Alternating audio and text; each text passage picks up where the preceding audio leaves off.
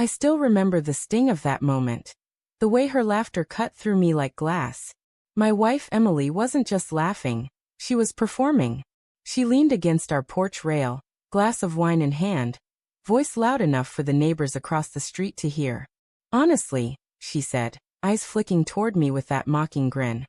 Sometimes I wonder how I ended up with someone like him. He's so predictable. The neighbors chuckled politely, unsure whether to join in or glance away. I stood frozen with the trash bag still in my hand, humiliated. She'd done this before, little jabs in front of friends, but never like this, never loud enough for the whole block to hear. That night, I lay awake staring at the ceiling while she slept soundly beside me. My chest felt heavy, a mix of shame and anger pressing down. But beneath it all was confusion. Why was she trying to make me the punchline? Why tear me down in front of others when, behind closed doors, she barely spoke to me at all? I didn't know then that her cruel little performance was about to unravel everything. The very next afternoon, while I was out watering the lawn, our neighbor, Claire, walked over. She was in her early 30s, recently divorced, with an easy smile that always seemed to linger a moment too long. I overheard some of what Emily said last night, she began, brushing her hair behind her ear. Her tone carried both hesitation and something else, curiosity. Are you two having problems? I stiffened. It was nothing, I lied. She just likes to joke. But Claire tilted her head, studying me with eyes that seemed too knowing. Well, if you ever need someone to talk to, I get it. More than you think.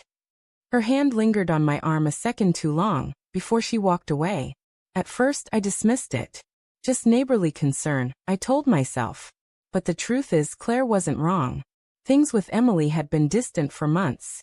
Arguments over nothing, long silences, her constant trips out with friends I'd never met.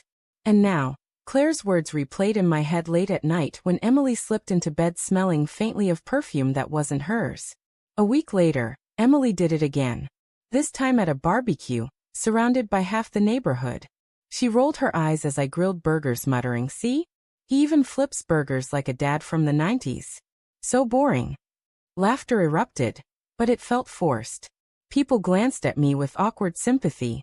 That's when I noticed Claire watching. Not laughing, not smiling, just watching me with a look I couldn't read. Later, when I stepped inside to grab more plates, she followed. "You don't deserve that," she whispered, close enough that I could smell her perfume. "If I were with someone like you, I'd never." I pulled back before she could finish. "Claire, stop." Her cheeks flushed, but her eyes stayed steady. "You're a good man. She doesn't see it. I do." That night, the tension in my chest grew unbearable. After Emily fell asleep, I checked her phone. My hands shook as I unlocked it, something I'd never done before. What I found made my stomach drop. Messages. Dozens of them. A man's name I didn't recognize. Flirty texts, late-night calls, inside jokes I was never part of. "Last night was perfect. Can't wait until next time." I stared at the screen until my vision blurred. The mocking, the distance, the late nights, it all made sense now. She wasn't just belittling me for fun. She was pushing me down so she could justify what she was doing behind my back. When I confronted her the next morning, she didn't deny it. Instead, she sighed, exasperated, as if I'd interrupted her morning coffee with something trivial. "I'm not happy, Mark," she said flatly. "I haven't been for a long time. You're safe, predictable. But I want passion. Excitement." Her words were knives. After years of loyalty, of sacrifices and quiet love, she reduced me to a placeholder. The days that followed blurred into one another. I moved into the guest room. She kept going out at night, sometimes not returning until morning. Neighbors began to whisper, and Claire, she started checking in more, dropping by with baked goods, offering company, leaving notes on my doorstep. "You're not alone." One evening, I sat on the porch, staring at the street while Emily was out again. Claire walked over and sat beside me. For a moment, neither of us spoke. The crickets filled the silence. "You don't deserve this," she said softly. "She's making a fool of you." Something inside me cracked. The anger, the humiliation, the betrayal, it all came pouring out. I told her everything. The texts, the coldness, the way Emily had stripped me down until I felt invisible. Claire listened, her hand gently covering mine. When she leaned in, I didn't stop her.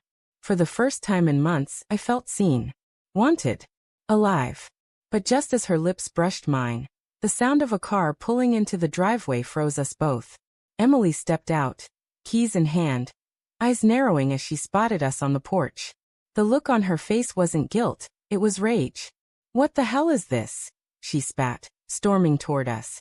I stood, my voice shaking but firm. "What's this? What about the man you've been sneaking around with? The one you text every night?" Her face paled. She hadn't expected me to fight back. "You don't get to play the victim," I continued. "You humiliated me in front of everyone. You tore me down until there was nothing left. And now? Now you're furious because someone actually noticed me." The silence that followed was thick, broken only by Claire stepping back, muttering, "I should go."